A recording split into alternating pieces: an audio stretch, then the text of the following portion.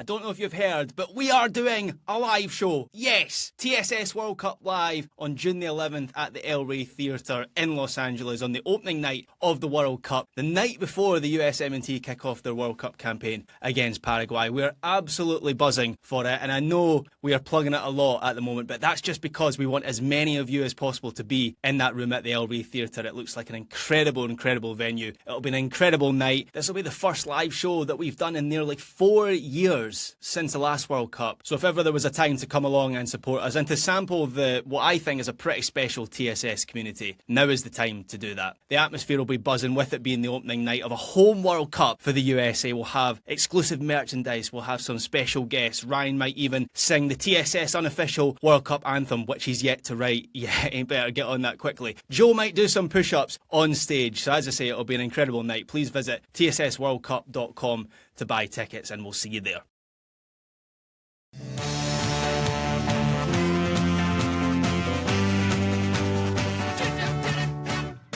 Welcome to the Total Soccer Show Weekend Review. They've had their downs, they've had their ups, and now Manchester City have won 8 FA Cups. 2 trophies this season means their trophy cabinet once again enlarges. Meanwhile, we all await those 115 charges. It wasn't an entirely bad weekend for Chelsea, though, as they learned that next November they'll get to fire Xabi Alonso. In Scotland, Celtic ended up at the top of the charts as they dealt heartbreak to the people's favourite Hearts. In Germany, Wolfsburg are, for now, in the top tier in the nation as they dramatically survived automatic relegation. And in Italy, Roma are in the top 4 and sitting pretty as they dominated the derby in the Eternal City. My name's Ryan Bailey. Joining me today, hello, the Taylor Rockwell. How are you?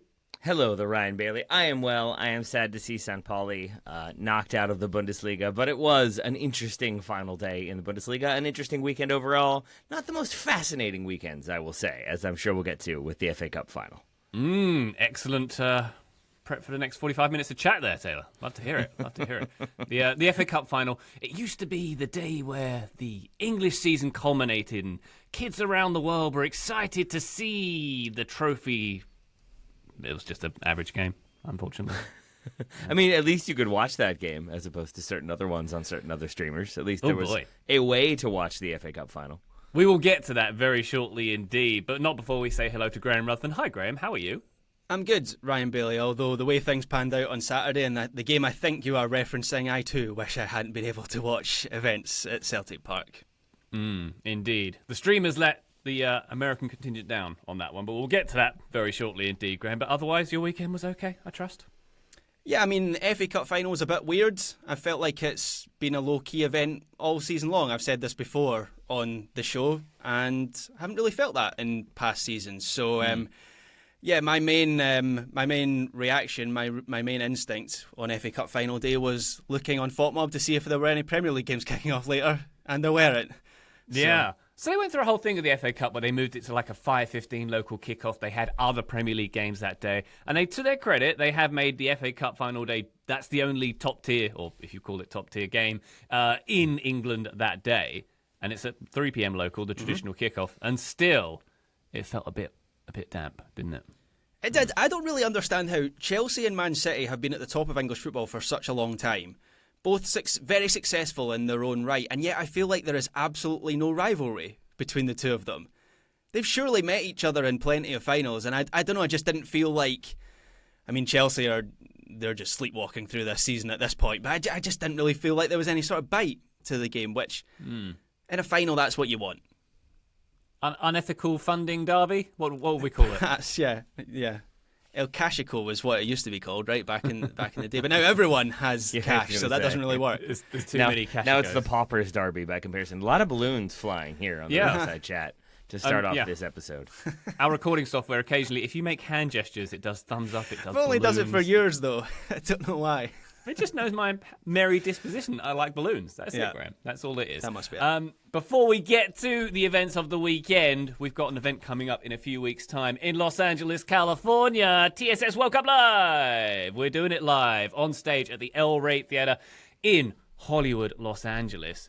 Graham, I think we sold, is it 30,000 tickets now? What are we up to? We've done, The numbers. Yeah, I mean, we tried to book SoFi Stadium, of course, but there's some other stuff happening around that time. They were busy with some little events. So Taylor Swift back on.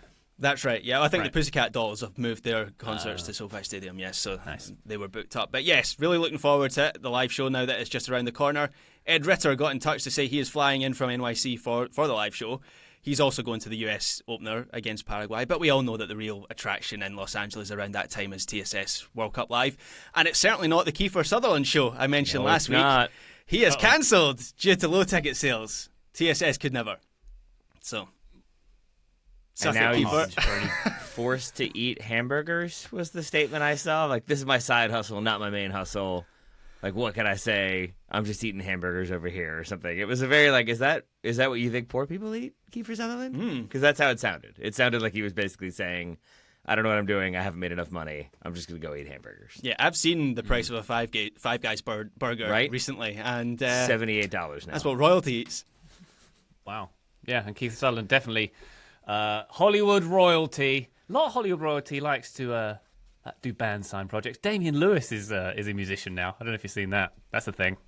There we go. He will not be at TSS World Cup Live unless he buys a ticket at tssworldcup.com. Damien, please buy a ticket. We'd love to see you there. Or five to really stick it to Kiefer Sutherland. And that is not a sales pitch I thought I'd be making when we organised this. Indeed. If you'd like to come and see us live, it'll be a great time in Hollywood on June 11th, the opening night of the World Cup, the night before the US kickoff against Paraguay at the aforementioned SoFi Stadium. Come and say hi. And also, if you can't make it there and you want to support us, patreon.com/Total Soccer Show is the best way to do so. Lots of bonus stuff there, including access to our Discord server. Thank you very much. Links for all that jazz in the show notes. Let's go, shall we, to Wembley Stadium for Chelsea 0, Manchester City 1. Antoine Semenyo with a very, very nice finish for the win. Say what you like about this game, but one of the all-time great FA Cup goals. I'll put that out there. City now have won both domestic cups. They've won the FA Cup 8 times, as I mentioned earlier. This was Pep Guardiola's 24th Wembley appearance. Graham, I think the headline here, not a classic, but a tight game, an interesting battle perhaps.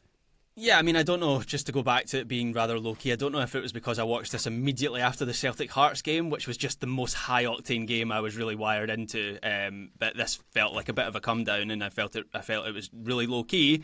Atmosphere felt quite flat. I didn't get the sense that either team felt this was their season on the line, even though that might have been the case for Chelsea. But that group of players just doesn't have a soul at the moment, and the match itself was a slog. And in a sense, that was good for Chelsea. They did a good job of limiting Man City, which I guess was their only real chance of being competitive in this match. But the consequence of that for the neutral was that it wasn't a match that produced a lot of excitement. But yeah, as I say, the way that Chelsea played and they were set up, I thought it was reminiscent of the way that they played the semi-final against Leeds United, when they were well organised and they showed more work ethic than they ever did under Leandro Senior. We saw elements of that in this performance. I guess the difference was in that Leeds game, Chelsea get a relatively early lead and kind of just manage it from that point, and that didn't happen against a higher calibre, better opponent. I thought it was quite noticeable how we saw Cole Palmer working back to help Malo Gusto against Jeremy Doku. Don't normally associate that with Cole Palmer. I think that contributed to Jeremy Doku having a more difficult afternoon than he would have liked. And Chelsea were quite happy to let City have the ball for long spells, and they would sit in their back five against the Man City possession state. And City, for a long period of this match, they weren't quick enough to move them around, and that's the state the game stayed in for I thought like the majority of this match, with the only real moment of quality being that excellent Semenyo winner. Yeah. It was not my favorite game I've ever watched. I'm not gonna lie, and I will own that. Like to the points that have already been made, going in, I found myself struggling for narrative, struggling for like what's the thing to root for here? Is it Pep's like final piece of silverware with Manchester City? Is it Chelsea find a way to win in what has been a disaster of a dumpster fire of a season, even by their standards? Like it's Cole Palmer beating his former club, I guess, maybe. It didn't have that narrative bite, and I think when you don't have narrative or good storylines going in, the way you have had with recent FA Cup finals, you then are hoping for an electric back and forth game where they're both kind of up for it. And it felt like Chelsea, to Graham's point, were playing defensive and trying to really limit opportunities for Manchester City. It felt like City were trying to not give up kind of cheap counterattacking opportunities, trying not to lose the ball in advantageous for Chelsea situations, and so they didn't. But as a result, with Chelsea at times sitting in more of like a back five and trying to kind of crowd numbers in the middle defensively, it worked until it didn't. But at the same time, it led to not the most spectacle of cup finals, shall we say. I think both teams had sort of bigger fish to fry, it struck me on this. Obviously, Manchester City have got the league. They're trying to stay in the race there. Chelsea are trying their best not to qualify for the Conference League, so they don't have to do that next season as well, it seems. Perhaps, Graham, the more interesting side of both sides for this weekend was managerial stories. Pep Guardiola, the rumours are ramping up. They might even have gone over the edge as we record here, that he is going to leave Manchester City at the end of this season. He's got a year left on his contract, but it seems like the rumour is pointing towards this one. Yeah, this has rumbled away all season long. It's been something that Pep has been asked about since last summer, or even before last summer.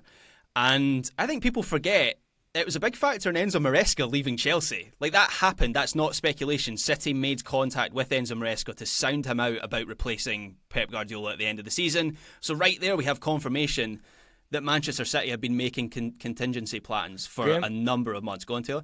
Can you talk more about that? Because I don't remember us even talking about that when Chelsea sacked Maresca. Okay. Can you go into a little bit more detail? So it's basically around the time that maybe things seem untenable, City reach out? Yeah, so it's around about the time where Maresca is getting frustrated with the structure at Chelsea and the way that club is run. And I think just coincidentally, Man City make contact with Enzo Maresca because they're putting in place those contingency plans. And then there was a clause in Maresca's contract. We definitely spoke about this at the time. There was a clause in Maresca's contract where he was obligated to inform Chelsea that someone else had been in touch to talk about the job. And Chelsea didn't like that. And basically things snowballed from there and they sacked him. So it was a huge factor in Maresca leaving. Not the only factor, but like that's not speculation. Go back and look at the Athletic reporting around that time. It was what reported across the board. So they've been making contingency plans for a long time. Sam Lee had an article for the Athletic yesterday on Sunday which outlined, one, how evasive Guardiola has been about his future, and that's something that I myself have noticed in some of his responses. Also, even for Pep Guardiola, he's been a little bit unhinged recently, where it feels like he has the demeanour of someone who knows he's leaving at the end of the season. He's not, ever. But did you see him do the "Come on, you Irons" thing at the end of the press conference before West Ham played Arsenal? That just felt a little bit unhinged. So he has the demeanour of someone who knows this is his last few weeks in that job. And then maybe more importantly, Sam Lee in that report, and this has been reported by the Daily Mail and a couple others as well, Sam has the detail that people within Manchester City now expect this to be his final week at Manchester City. He then gave a comment, Pep Guardiola, to read the tea leaves even further. He gave a comment where he was asked in the press conference after the FA Cup final if they're going to celebrate this success. He says, no, we've got 2 more league games. You know, the players. He makes a joke about the players they're not even going to have a single beer, I think was the joke. Then he says, but we're going to have a big parade on Monday. And it wasn't, there's a potential if we win the Premier League title. It was matter of fact, there's going to be a parade on Monday. I don't think Man City have a parade for winning 2 cups in a season. I think that might be a Pep parade. So I think we're all on red alert. Would they not have a parade for having 2 cups in a season, though, Graham, to be fair? I mean, certain clubs obviously would. I'm not sure if Manchester City would. Is there precedent for that? For them to do that? I don't know if there is. Maybe it's in his contract, like Yaya Touré's birthday cake. It was sort of like, if I win any silverware, we get a... Because, like, to Ryan's point, that is what you do, right? If you have 2 games left, but you do want to celebrate winning silverware, you do still want to kind of give the players their moment, their flowers.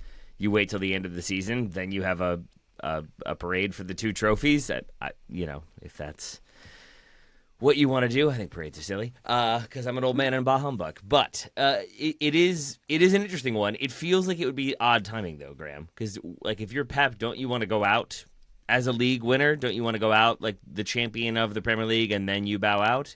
Is the FA Cup final and the League Cup the way you wanted to end your tenure? Do you see other things coming down maybe the pipeline that you don't want to have to deal with? It leads to a lot of speculation, but we've been here before with Pep, right? Where it feels like every season since like he hit year 3 at Manchester City, there's been some discussion about will he leave? Is this the time? Are there other jobs he wants? And he stayed here before. So I hear you, and it feels more real than ever, and there's the video of him walking through all the trophies won, but maybe that was for Bernardo Silva and not John Stones. It could be any number of things. It's a very interesting time, but I guess when everybody else is sacking managers and hiring managers, maybe City just don't want to miss out.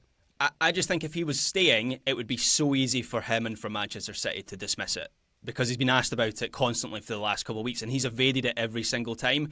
What might be the case, and I think Sam had this in either the report from Sunday or maybe a podcast appearance that he was on, I think Pep has been given the freedom to make this decision as late as possible. I don't think there are many people at Manchester City who truly know, maybe they do now that we've entered the final week of the season, but until this point I don't think anyone has truly known which way he's swaying. So I guess he might change his mind again. Like maybe he still hasn't made his mind up and he's going to make the decision on the basis of whether City win the Premier League title. But I think you're right, Taylor. It feels more real now than it ever has been in the past. I mean, he is, though, Pep. You know, he has lots of thoughts and lots of complex ideas, and maybe there is to him an idea that if you say, like, no, I'm staying on no matter what, we'll be here next season, it's all good, maybe the players are like, well, we've got one more year. We don't have to give it our all. We don't have to kind of kill ourselves to get these final two results and see if we can finish champions. Like, maybe there's an idea that you lose mental edge if you just confirm that you are sticking around. I think I lean, like, 51% he's leaving, 49% he's staying. So I guess that's still leaning in the direction of him leaving, but I just feel like we've been here before. Nice. Those are presidential election numbers there. I like that. Very good.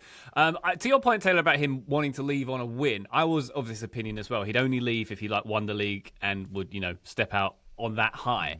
But then I was also thinking, in 10 years' time, whether he wins this season or not, it's not going to affect how we regard his legacy. He's still going to be an all-timer, right? It's not going to matter he didn't win in the very last game. I don't know. I don't, because I think, like, as a Manchester United supporter, like, Yeah, I know the point. final season of Fergie was Fergie winning the title, and you know that he went out as a champion, and then everything that came after, I think, in the moment fault. is like, well, he left them champions. It wasn't his fault. Certainly not that he wagered everything on that one final season and then said, He "Now you left all them a deal with functioning midfield of John O'Shea and Raphael. Come What on, else do you David need, Moyes. man? Come on." But I do think, when the player has the walk-off home run, when they can leave as a champion, there's always an allure to that, because I do think you're ending on a high note. George Costanza knew it. Maybe Sir Alex Ferguson knew it. Maybe Pep knows it. You leave on the high note. You leave them wanting more, and that's how you kind of cement your legacy accordingly. Okay, very good. Well, Pep might be free for TSS World Cup Live in Los Angeles, June 11th. Who knows? We shall see. The other managerial news to talk about, Graham, of course, is Xabi Alonso being confirmed as the new Chelsea manager from July 1st. I immediately thought of, that LeBron James meme of him sort of with his arms out, like, what is this? Like, Liverpool's right there. Yeah. Liverpool's right there, Xavi. What's happening? Why has this come to pass? I'm stunned that Xabi Alonso has taken this job, and I'm going to stop making proclamations on which teams are unable to hire which managers, because I feel like I've done it a lot recently and I've been proven wrong a lot. I did it with the USMNT and Pochettino. I said a couple of weeks ago that I didn't think this job would be attractive, the Chelsea job would be attractive to any elite level manager, and I would count Xabi Alonso as an elite level manager. I'm not surprised that Chelsea have gone for him. I think it's a coup that they've managed to get him. I guess it's a bit surprising that they have changed tact, or they seem to have changed tact so fundamentally after the whole Rosenior and Maresca thing. Alonso is apparently going to be a manager rather than a head coach. It seems like he is actually going to have more of a say than recent Chelsea managers, which is a positive thing. They needed to make that change. I had no faith that they were going to. So that's one side of it. But the fact that Alonso has put his managerial career and reputation on the line here, keep in mind, he can't afford another misstep after what happened at Real Madrid. I know he's been given a free pass for what happened at Real Madrid, considering what has happened since he's left at that club. But for his next job after Real Madrid to be this Chelsea job, I just cannot believe that he didn't have a better, more logical option. And even if he waits it out into next season, I just think there are going to be jobs that come his way that he has a greater chance of success at. So until we hear him speak, and I think besides a statement we haven't heard from Xabi Alonso, I would be very interested to hear his thought process, because it just does not make any sense to me. Yeah. My assumption is his thought process was he was told by Liverpool that they're sticking with Arne Slot for one more season, and so that closed that door. I read a lot of what you've read, Graham, it sounds like, including a lot of the points about him being a manager and not a coach. I also read that seemed to be a Chelsea decision, not a Xabi Alonso demand, that Chelsea wanted him to be a manager, that they wanted to kind of, I think, publicly show that they're going to try to change tack, they're going to try to give him more control. And try, I think, is the operative word there for me, because I don't know if they can get out of their own way. And that's where I think Graham makes fair points here. It makes a ton of sense for Chelsea to get Xabi Alonso. It makes a ton of sense for him to get, I would assume, a very sizable payday and manage in the Premier League. Maybe there weren't other gigs that like appealed to him right away or felt like really obvious moves. But I'm still unclear how this one felt like an obvious move, other than he had a vision for like having players with grit and tenacity, and I forget what the other buzzwords were, but he used a lot of them, and apparently that impressed in the interview, and so here we are. It feels very PR spinny. It feels very much like we got a big name, and everybody was excited about him, so now Chelsea is good, right? That seems to be what Chelsea would like the narrative to be. I guess I am still withholding judgment until we see what happens on the pitch. Do we think, Taylor, there could be some managerial legacy issues for Alonso himself here? Obviously, yes. Did incredibly well in the Bundesliga. But then if it went the way it did at Real Madrid, and then if it goes the way one might expect it would at Chelsea, with maybe not lasting terribly long, going on former previous managers, does that damage Alonso's prospective employment in the future? No, I don't think so. Like, I think he'll, like, maybe in terms of having like a slam dunk, we know this guy is coming in and you're going to win with him. So you pay him what he wants because he's going to come in and make things happen. But like, think of the list of people who have been sacked by a big club with a lot of money behind it and then gone to Chelsea and then been sacked. They currently manage England and the United States respectively. Like, it's happened for a lot of other managers and they've kind of turned out just fine. But with this strange caveat of, yeah, maybe they can't manage like big egos in a toxic environment, or maybe it's certain situations they can't get the best out of their club. But with Poch, there is like maybe more of like a proven track record. I think maybe with Tuchel the same. With Xabi Alonso, you have like the one incredibly strong season with Bayer Leverkusen. You have the second season that's not quite as strong, and then there's the flaming out at Real Madrid, where I think consensus now is maybe it wasn't a Xabi Alonso problem, it was a player problem, or a Florentino Perez problem, or a Real Madrid problem, whatever you want to go with.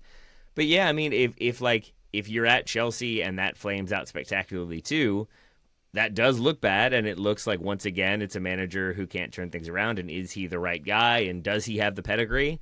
But then at the same time, it's Real Madrid who have all the player power and no manager could succeed there. And then it's Chelsea, where it seems like it's been a revolving door. And I think there's an idea that maybe he walks away from this, if it doesn't go well, with a lot of money and still with his reputation intact, because they're the problem, not him. And that presumes that it will go poorly, because he is a good manager by all accounts. He's a very smart coach. He was a very smart player, a very talented player, has a lot of respect. I think he still has a lot of goodwill and good cachet. So I think it could be a really smart appointment that does wonders for Chelsea. I just still have the yeah, but it's Chelsea, and I don't really know if their decision-making makes any sense.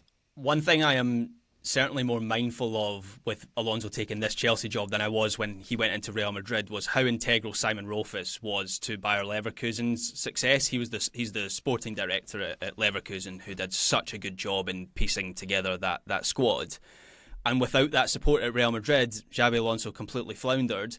And he might now have the opposite problem at Chelsea, where in that interview he's asked to meet the sporting director.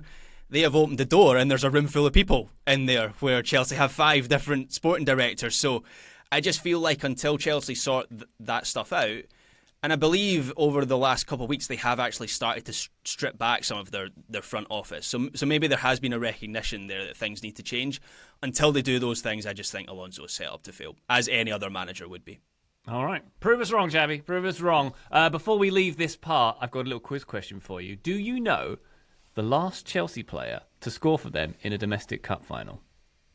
So they've lost 8 in a row, right? I saw that fact. I didn't see the player. I'm going to guess Didier Drogba.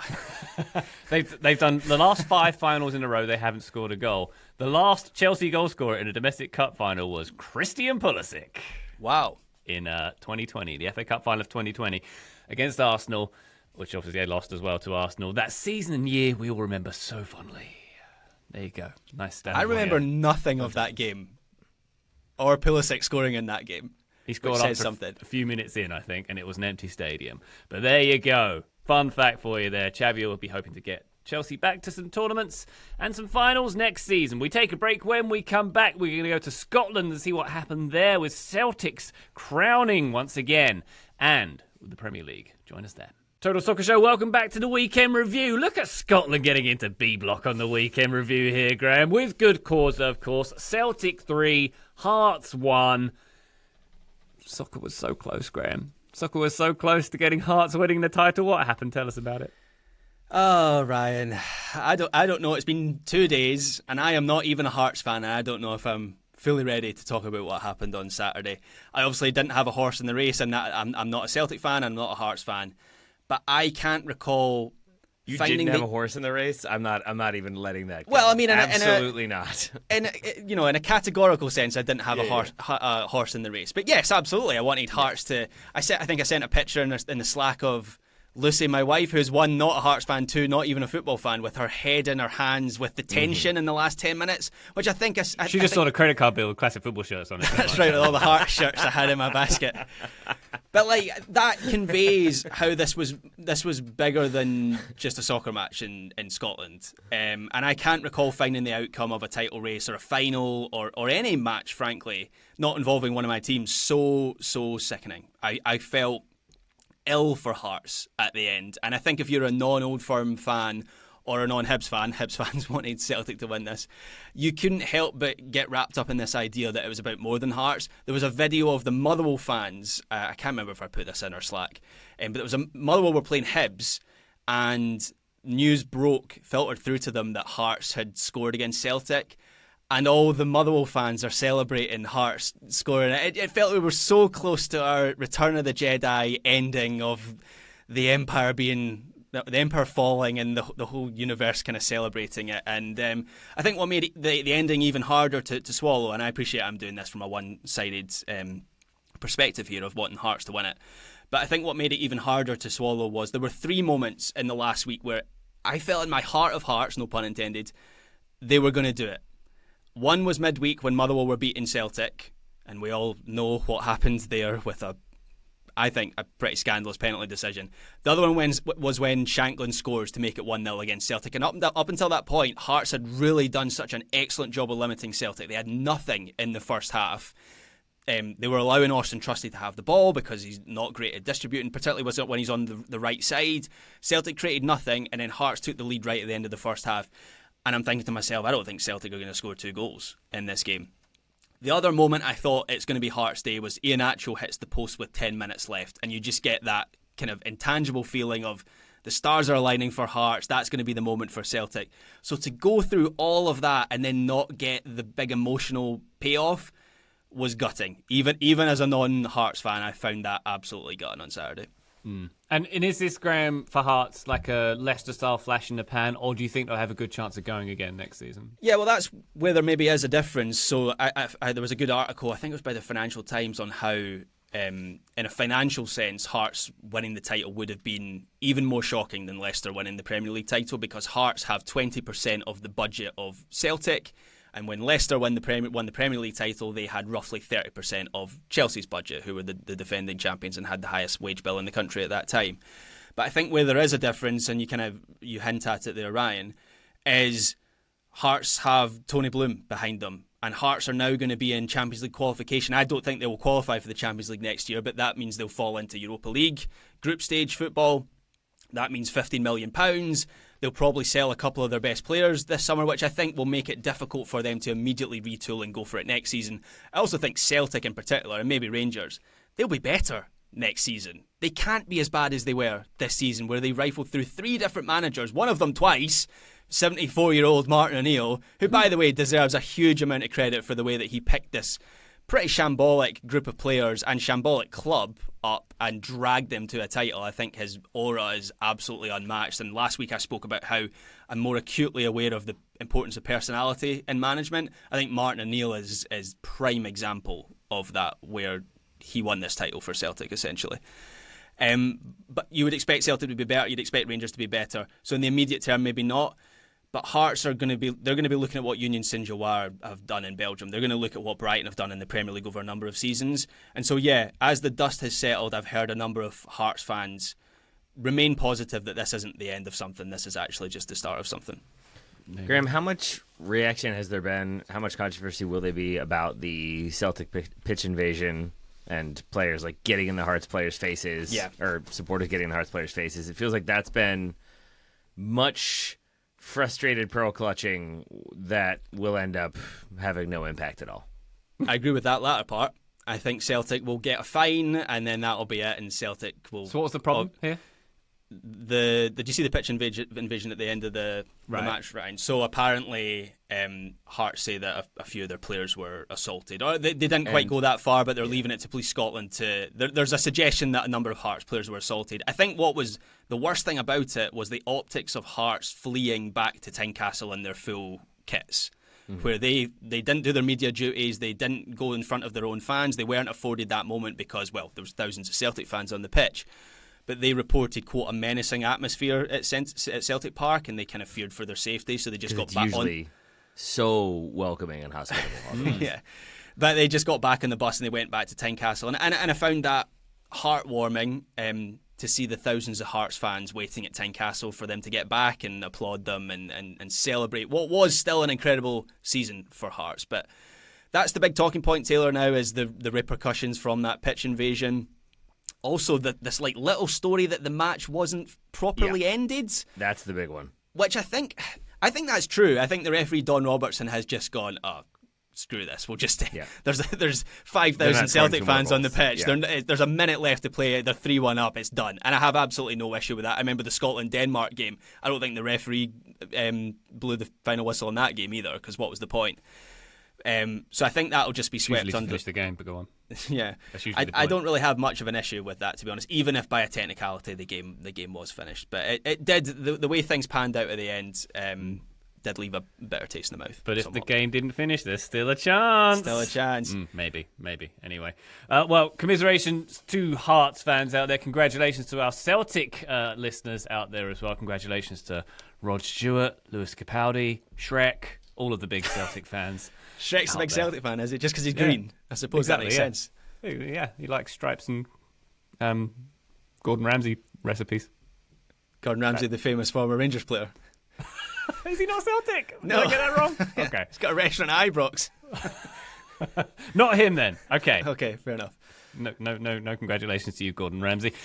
Good stuff. Taylor, let's talk about the Premier League, shall we? West Ham with the 3-1 defeat at Newcastle. West Ham's survival hopes hanging by a thread at this point.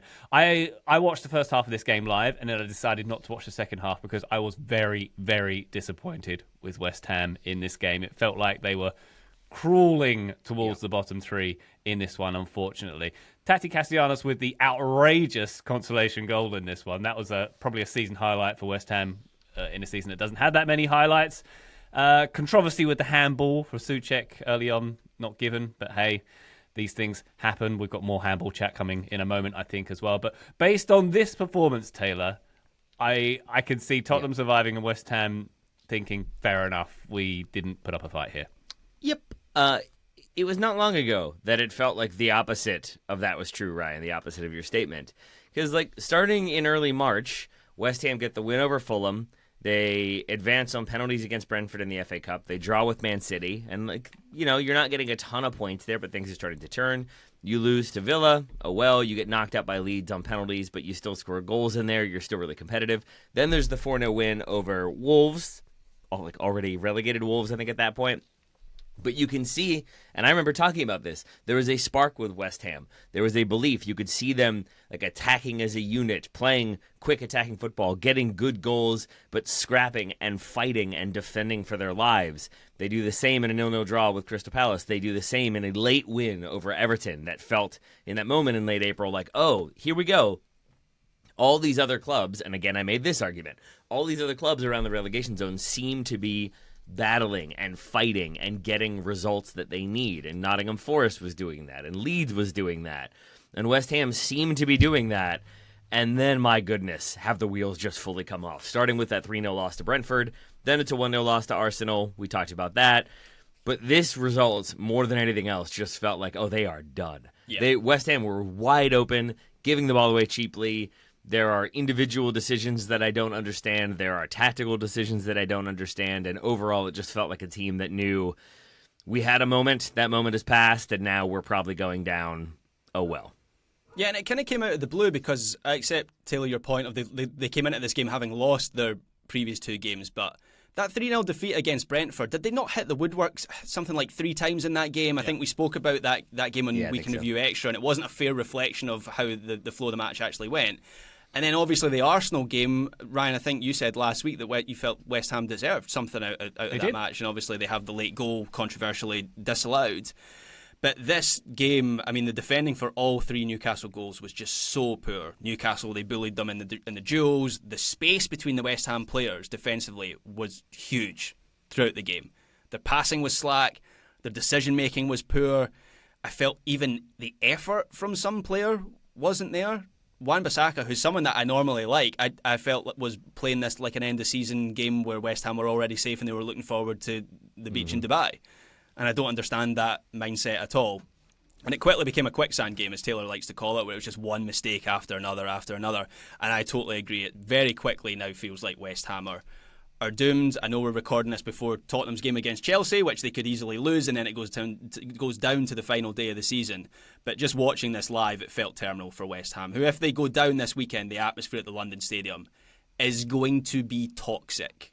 And understandably so, because this club has been destroyed by its owners over the last few years. Everything from the transfer strategy to the managers they've hired. Keep in mind, David Moyes won a European trophy with them. They were up in the top half of the table. They decided they wanted to move on from that and have a better style of play.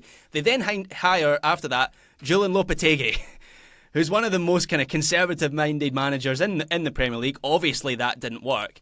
And then you add in the fact that this is a club that's been ripped out of their own community to go and play in a theme park of a stadium that everyone hates, and they missold their own fans on the idea that they were using this stadium to reach a higher level and we're going to do what Spurs have. I mean, bad season to use the Spurs example, but before the last 2 seasons, we're going to do what Spurs have done and we're going to become one of the big clubs in the Premier League, and now they're probably going down to the Championship. It just makes me so angry, and I am not even a West Ham fan.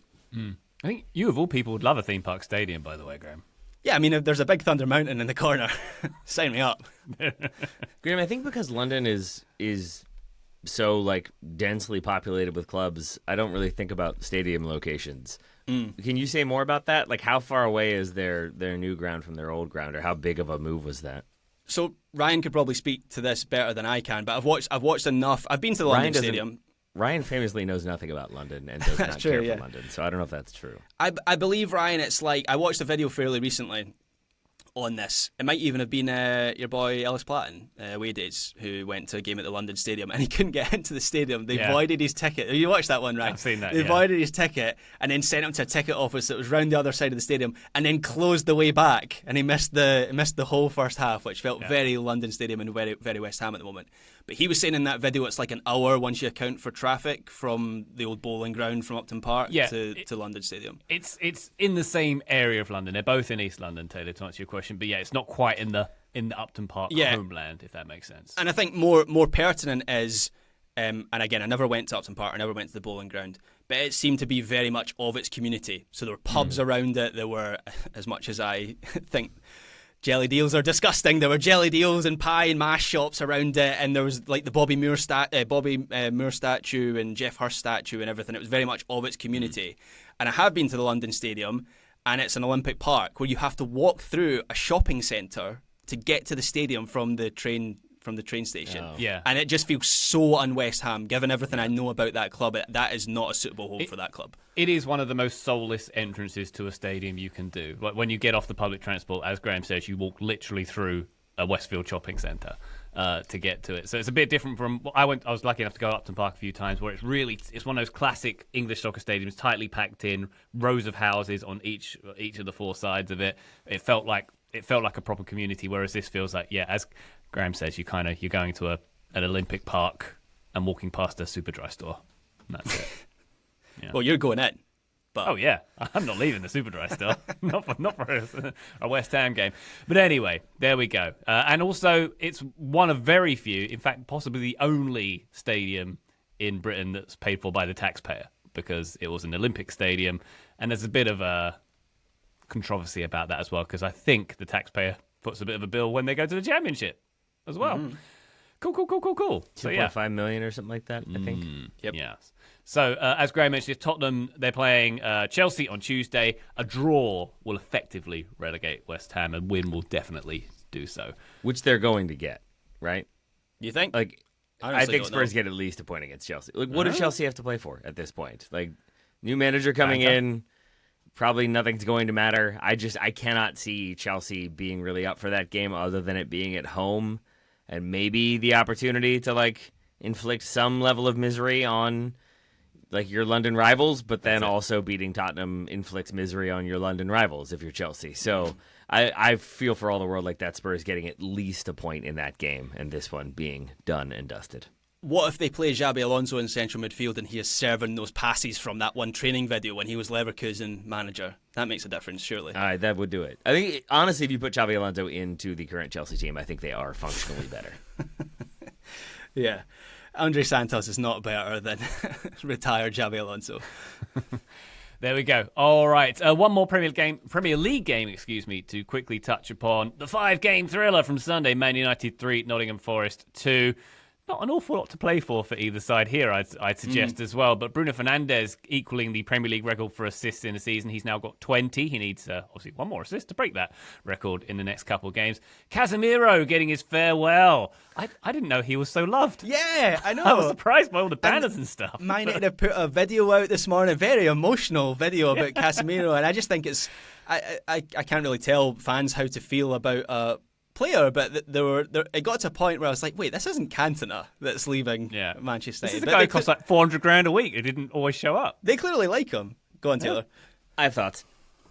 I think he's a player that gets unfairly villainized because of the price tag when he comes over from Real Madrid and the expectation of what he would bring in. And I think he is still like one of those players similar to the Pogba and then Lukaku, where it felt like this one player, Zlatan, it's going to make all the difference. Now they're going to kick on. And I think when that doesn't happen, there is the immediate consternation, negative reaction, hyperbolic reaction, and I think a lot of criticism goes his way. And I think some of that is fair, but a lot of it is him being asked, like, remember the phase when he's being asked to be a center back for periods of time? Remember the phase when he is, like, the only central midfielder that they're playing, or, like, defensive-minded central midfielder, and they're just getting completely overrun, and he looks completely all over the place. And I think there was a lot of criticism lobbed his way, a large chunk of it unfair and representative of other issues. And I think as this season has turned around, there has been this slow, like... we might have gotten that wrong. He's actually really great. Everybody loves him. All of his teammates say he's this consummate professional who leads by example and kind of pulls players up when they're having bad moments. And now he looks kind of good, and man, we wish he would stay. And so I think there's been a dramatic course correction. And it makes me happy because I think he has been a pretty faithful servant, a very well-paid faithful servant, don't get me wrong. But I do like when a club sends a player out, even if they are not a club legend necessarily, to send them out on a high note with appreciation. And you could see that with his family and his kids and how kind of pleased they were by the situation. And I think we saw the same with, say, like Robert Lewandowski with Barcelona this weekend, where I think his send-off was quite lovely. Leon Goretzka gets the same for Bayern Munich. Seamus So you Coleman, can have those of course, players. same level. He's Same on level, the same of level as course. those players. Yeah, Who was the one you just said? Seamus Coleman. Oh, I thought you were going to reference that Tyrell Malacia also got a and goodbye to you. Here's a shirt for you. See ya. You were here briefly. But no, so I like it. It is definitely a weird one where I think a player that was so roundly criticized and at times like pointed to as being the problem or representative of the problem at Manchester United. Now a lot of supporters I think were very hopeful that he might renew with the tide turning and things seeming better. But I think in the end, he gets a fitting send-off. And Man United gifted a win as well. So that was also quite nice. Yeah, that was something. Don't get me started on the handball law and VAR again. It makes total sense, Graham. And of course it does. VAR is totally not causing any issues at all. Don't fact-check that, please. Yeah. Go on, Ryan. I still don't understand. I don't understand the rules of soccer anymore. I think that's well You can established, catch the ball and then score a goal. What more do you need? What was the reason given that was that passed a review, where he literally stops the plane of the motion of the ball with his arm? The idea is basically just that it deflects off of his hip and onto his arm, and so even if his arm is helping him control the ball, it is unintentional and quote unquote like in a natural position or whatever. So it's because it deflects and then strikes the hand. It's not a deliberate action. But there was a time when any goal that came from a handball, deliberate or otherwise, would be chalked off from VAR. So I think it just goes to none of us having a clear idea of what is clear and obvious anymore, and VAR feeling very much just it feels like it exists to create drama in like the way the worst type of show that just keeps going and won't actually kill off characters and won't actually like allow for resolution, but it's like, oh, actually, that person who you thought was in jail escaped again, and now it feels like that. VAR just exists to create bad narratives and bad plot lines to just keep stuff going that shouldn't be going anymore. Yeah, what I'm hearing is VAR is at fault for the final season of Game of Thrones. That Pretty was much my takeaway from that. I mean, I realise I'm wary of becoming tedious about this, but it feels like we've got to a point where the handball goals or the handball incidents that should be disallowed are being allowed to stand, and the ones that should be allowed are being disallowed or given as a penalty. Like where it flicks off a fingernail and a penalty is given for that, but then a player literally controls the ball with their arm to score a goal, and that's allowed to stand. We are lost. This sport is lost. You wait until the World Cup finals this summer, Graham, when we're going to see this, I'm sure, on plenty of important occasions. Wonderful stuff. Luke Shaw with the first goal in 3 years, by the way. Yeah. Who saw that? Nice. I mean, Graham has it in the notes, so I'm stealing his point, but like this was an end of the season fun match sort of game. It reminded me of like near the end of the school year when you're sort of like, are we still doing this? We're still doing quizzes and stuff. Come on.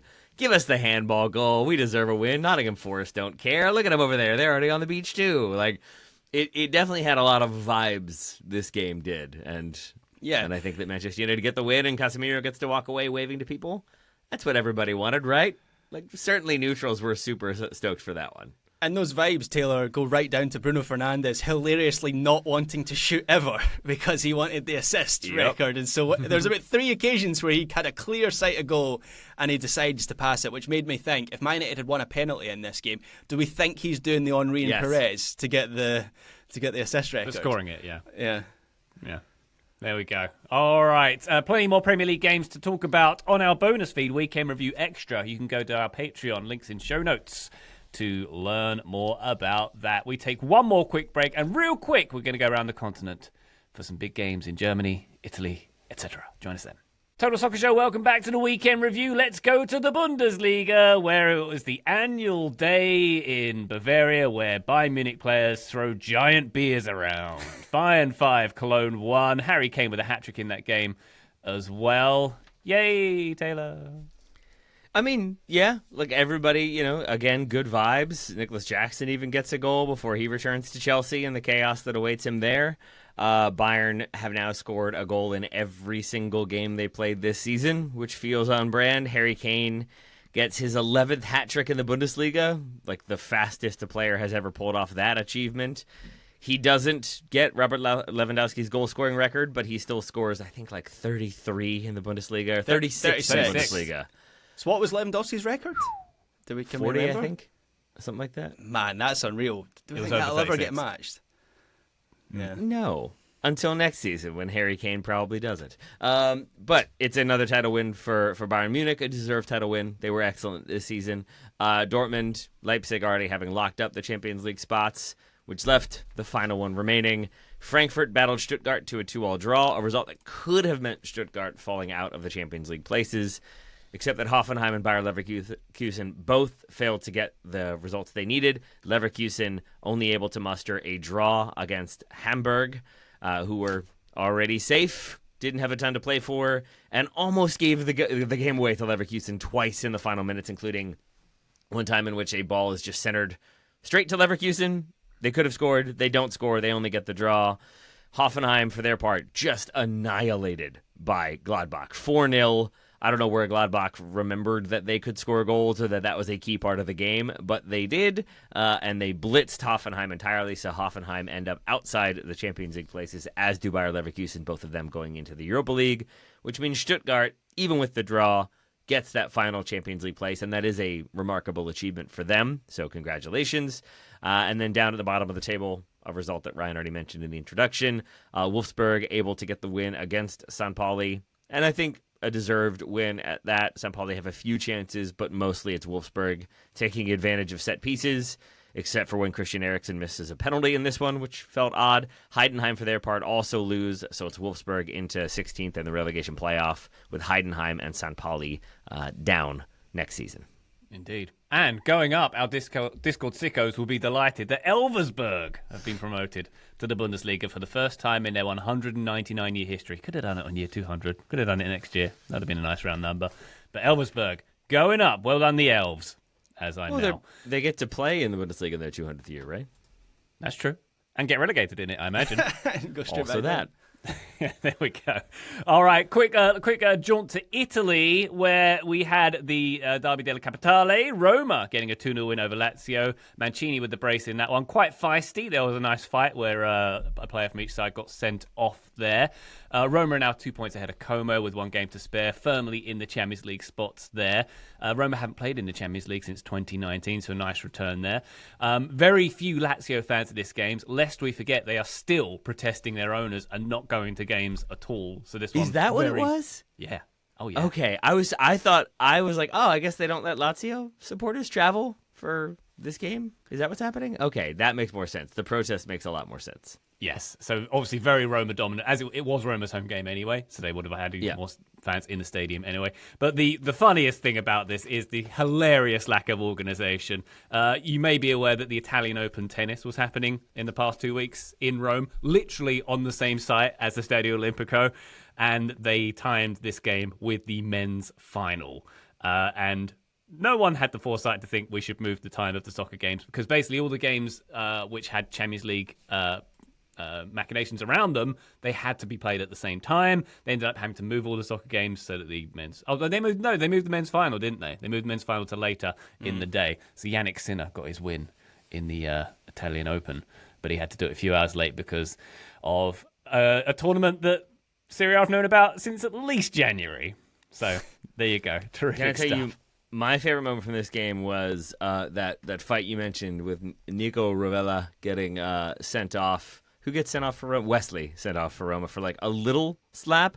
Rovella seemed to throw, I want to say, at least 3 punches, if not 4. I don't think any of them land, and he is a like smaller framed individual, and so there's so many moments of him trying to throw a punch but being like bent over in half. Well, it was like a little brother trying to land a punch on their brother who's like 5 to 6 years older and 100 pounds bigger, and yet still gets sent off. So I guess credit for at least getting the red card, if not landing a single punch. I feel like I saw a clip of that this weekend. I forget who it was, but there's a player sent off for like violent conduct, and when they get the red, they just go running after their opponent and start like lobbing haymakers. Like, I feel like that's what you do if you're getting sent off for striking anyway. You got to at least land 1 punch. So Ravella could have done better. Extend the fine, why not? Could have done better overall. Yeah.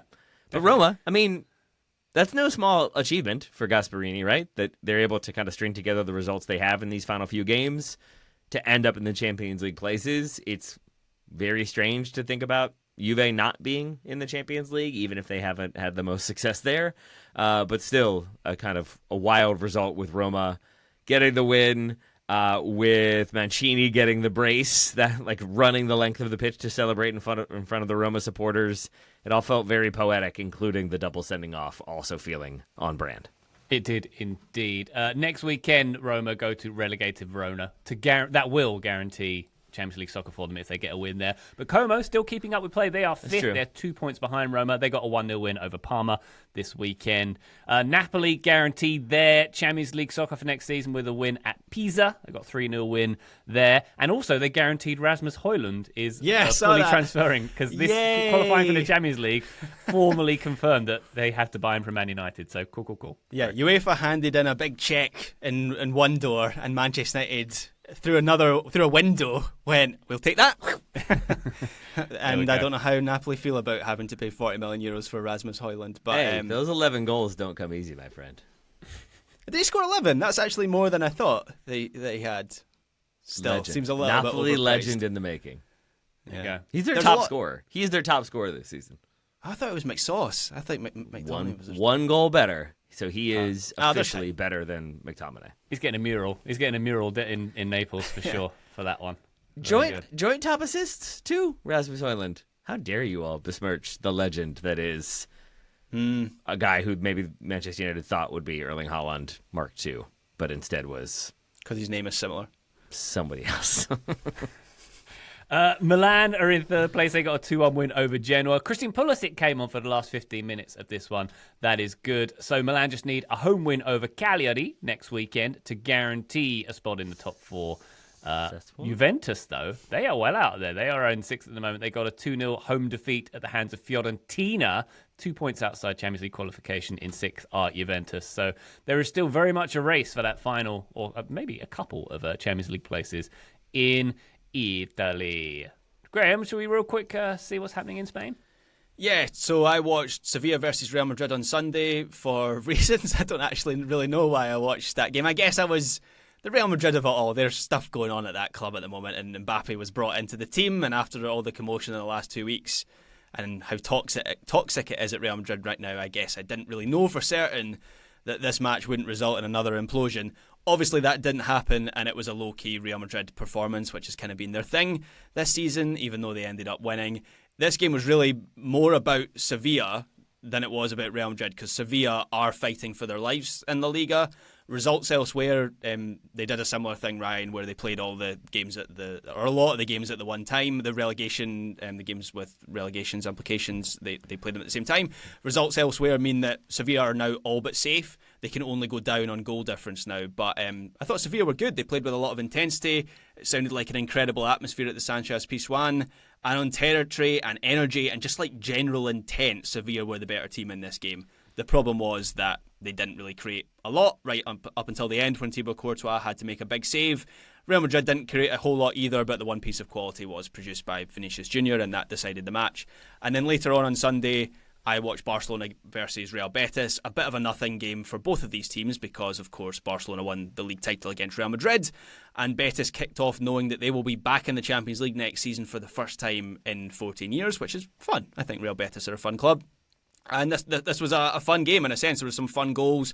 Rafinha had a really bad game, maybe the worst I've seen him all season, and somehow ended up with a brace. Figure that one out. But I guess one of the biggest headlines out of this match was Robert Lewandowski, as Taylor referenced earlier, being given his big send-off after it was confirmed he will be leaving in the summer. That was a bit of an open secret, but now it's official. 119 goals in 4 seasons for Barcelona, which is an excellent return. And yeah, he wasn't at his best this season, and he's going to take some, he will take some replacing, but he hasn't been the same force for Barcelona this season. It feels like this is the right time for all parties to go their separate ways. But that's an incredible second phase of his career, or I guess like third phase of his career that he had, where he was excellent for Dortmund. I think everyone, when he calls it a day on his career, and I think he's going to go somewhere else. MLS is obviously in the discussion. Wrexham. Maybe Wrexham. Well, please not Wrexham. I'm not ready for that. But when he calls it a day, I think Bayern are going to be the club that he's thought of, he's most synonymous with. But that's an excellent stint. 119 goals for Barcelona in 4 seasons. Graham, very good. If you don't have an answer, I will make a different point. But do you have any explanation for what's happened with Girona this season and how they find themselves now in the relegation zone? Not really, beyond the fact that their model was always based on selling on players, and every single season they just get stripped of those players and they just haven't been able to source new good players. Beyond that, I haven't really watched much of Girona for much of this season, other than when they play the big teams. Then I will just say this. Somewhere in Turkey, I feel like someone's radar is going off of like, this team needs to be here. And I'm wondering if there's a way for Girona to just be relegated to the Turkish Super League, because you've got Unahi in there, who I was like a huge fan of at the last World Cup. You've got Brian Heel, formerly of Tottenham.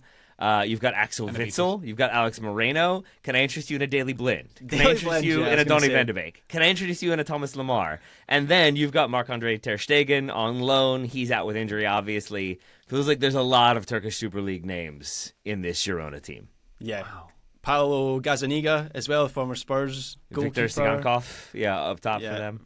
Thomas Lemar, did you mention him, Taylor? I did, Fran Beltran, who was at Celta Vigo for a long time. Christian Stuani, Donny van de Beek. Yeah, there's a lot here.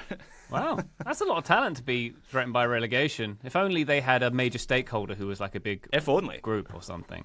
That might help. Send them Grealish. Guys, they do, though. What are you guys talking about? I'm confused. Huh. Oh, I'll have to learn more about that. But in the meantime, that's going to conclude the weekend review. We just got one more left, one more weekend review this season. And next that's week. it. There we go, and then that's it. Oh, So. thank God. And we'll all have a full month off, couple months off, nothing to concern ourselves with. It'll be I'm going to watch relaxing. cricket this summer, Graham. What about you? Sure. Excellent. Good. All right. With the way the year has gone, what is the most like evil empire that would win the World Cup? Like obviously aside from the United States, but like is it? It's like it's Spain, right? Like Spain winning the World Cup would be the most like Bayern won, Barca won, Inter won, PSG won, City won the FA Cup. Like what is the national team that winning the World Cup that would just feel like they did Like the it most again. boring Right. outcome. Like Spain. Probably Spain, isn't it? Yeah. Because Okay. as much as I am always going to argue England are the evil empire, there's a story there. I mean, Unfortunately. Argentina, I think, is the answer we're looking for here. Yeah, I guess. I always find Argentina quite fun for obvious reasons. There's reasons. Anyway, let's wrap up weekend review. Taylor Rockwell, thank you very much for doing it. We'll do it one more time next week. Sounds good, my friend. Thank you very much, Graham Rutherford, as always, sir. Thank you, Ryan Bailey. And listener, thank you very much for joining us on this journey. We'll be back on the feed very shortly, but for now, bye.